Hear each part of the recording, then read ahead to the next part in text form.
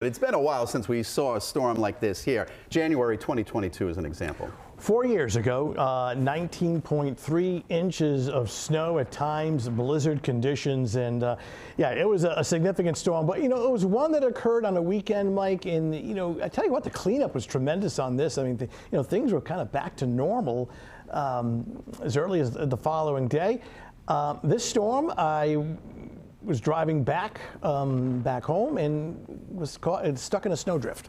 Had to be rescued I would have loved to have seen that, somebody rescuing Tony Petrarca out of snowdrift. So I literally stuck in a snowdrift with my car and our boss, Pat. I remember this one. 2015, we were at the Meeting Street Telethon, Yep. and we were talking about how warm it had been, and it didn't snow a lot, and then all of a sudden we just got hit with one storm after another. Yeah, 2015, a winter that started off quiet, and then it was called the Snow Blitz, and then one big storm after another. So 2015, that particular storm.